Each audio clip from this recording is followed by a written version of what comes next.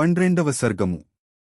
శ్రీరాముడు 7 మద్ది చెట్లను భేదించుట, ఆ స్వామి శౌర్య పరాక్రమములపై సుగ్రీవునకు నమ్మకము ఏర్పడుట, రఘువరుని సూచన మేరకు సుగ్రీవుడు వాలిని యుద్ధమునకు ఆహ్వానించుట, ఆ ఇరువురును ఘోరముగా పోరాడుట, ఆ అన్నదమ్ముల పోలికలు ఒక్కటిగా ఉండుట వలన శ్రీరాముడు తన బాణమును ప్రయోగింపకుండుట, యుద్ధమున దెబ్బతినిన సుగ్రీవుడు మతంగ వనమునకు చేరుట, శ్రీరాముడు అతనిని ఓదార్చి కంఠమున గుర్తుగా ఒక మాలను ధరింపజేసి వాలితో మరల యుద్ధమునకు పంపుట.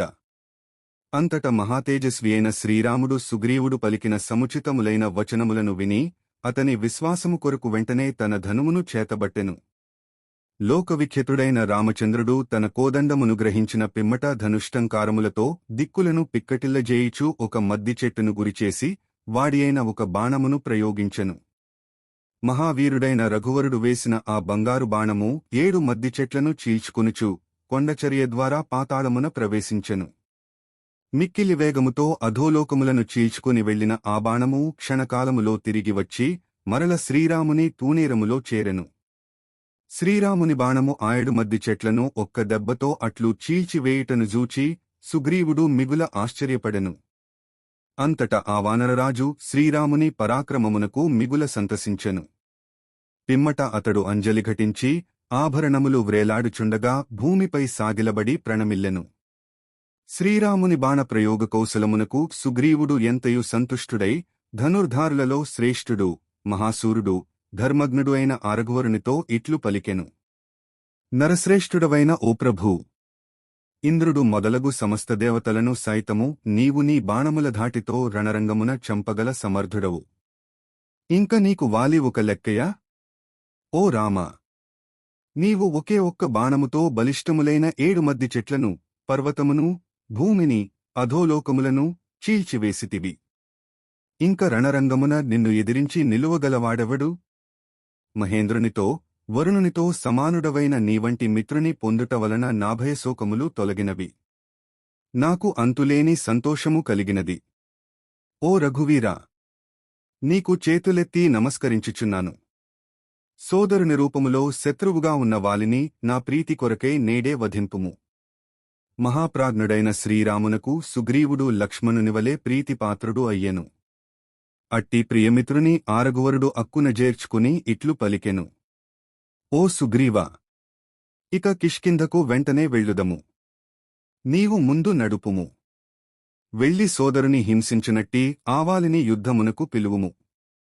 అనంతరము వారందరునూ వాలి రాజధాని అయిన కిష్కింధకు వెళ్లి దట్టమైన అడవిలో చెట్ల చాటున నిలిచిరి.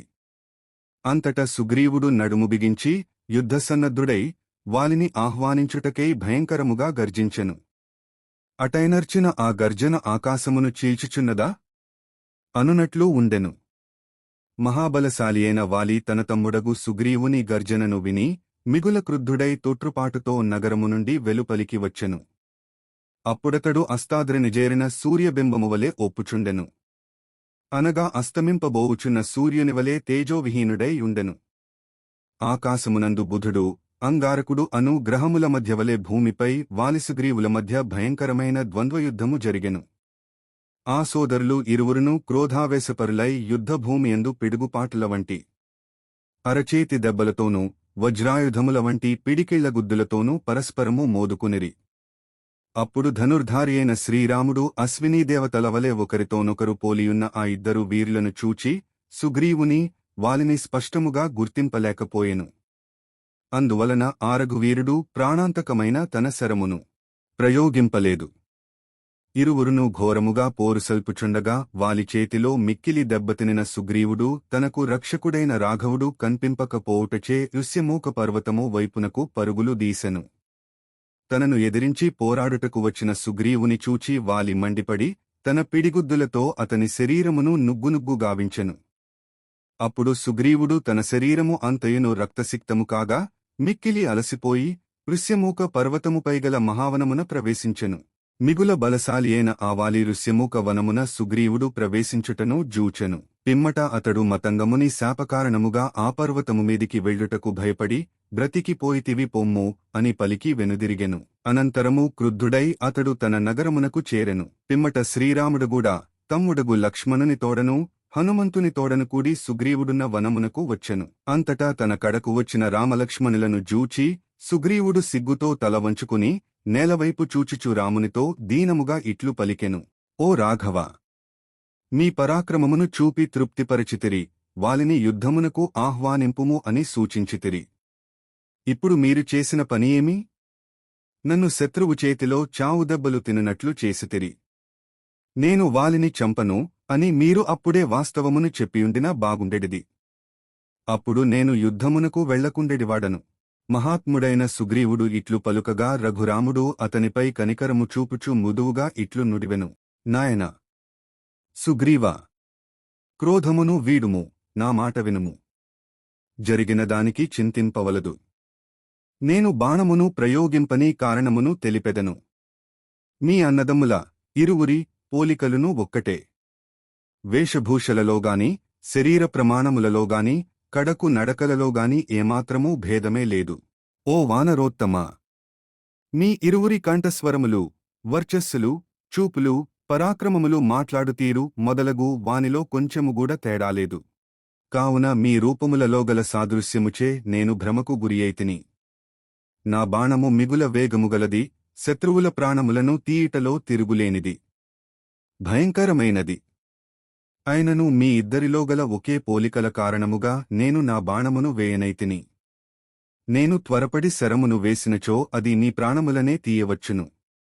అందువలన మన ఇద్దరికిని నష్టము సంభవించును. కనుక నేను బాణప్రయోగము చేయలేదు. ఓ వానరోత్తమా! అనాలోచితముగా తొందరపడి నేను వేసిన బాణము నీకు తగిలినచో నీవు ఆపదకు గురియగుదువు. దానివలన లోకము నన్ను మూర్ఖునిగా చపలునిగా భావించును. అభయమిచ్చిన వానిని చంపుట కంటే మహాపాతకము మరియొకటి లేదు. నేనును, లక్ష్మణుడును, సీతాసాధ్వియు నీ అధీనములోని వారము. ఈ వనమునందు మా అందరికిని నీవే దిక్కు. అందువలన నీవు యుద్ధరంగమున మరల వాలితో తలపడుము. నాయడ సంశయము పెట్టుకునవద్దు. ఓ సుగ్రీవా!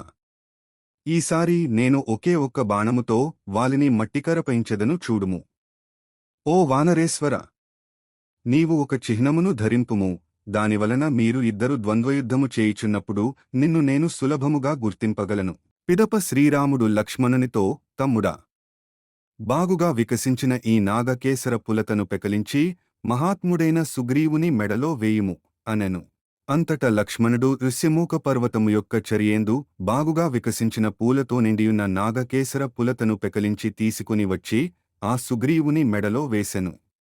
కంఠమునందు అలంకృతమైన ఆ పూలమాలచే సుగ్రీవుడు రాత్రి విపరీతము రాత్రి, పరీతంతు దివా ప్రోక్తం, విపరీతం తు శర్వరీ, పరీతము పగలు, విపరీతము రాత్రి యందు నక్షత్ర పంక్తిచే ఆవృతుడైన నిండు పున్నమినాటి చంద్రుని. సూర్యః రాకానిశాకరః నిండు పున్నమినాటి చంద్రుడు. రాకా నిండు పున్నమినాటి రాత్రి, సూర్యః రాకామధ్యగతశ్చంద్ర వలె శోభిల్లుచుండెను. ఇంకను అతడు సంధ్యాకాలమునందు తెల్ల కొంగలచే ఆవృతమైన మేఘమువలే తన శరీరకాంతిచే విలసిల్లుచుండెను. పిమ్మట సుగ్రీవుడు శ్రీరాముని ఆజ్ఞను శిరసావహించి ఆ ప్రభువుతోగూడా వాలి అధీనములోనున్న కిష్కింధకు బయలుదేరెను. ఇది వాల్మీకి మహర్షి విరచితమై ఆదికావ్యమైన శ్రీమద్ రామాయణమునందలి కిష్కింధాకాండమునందు 12వ సర్గము.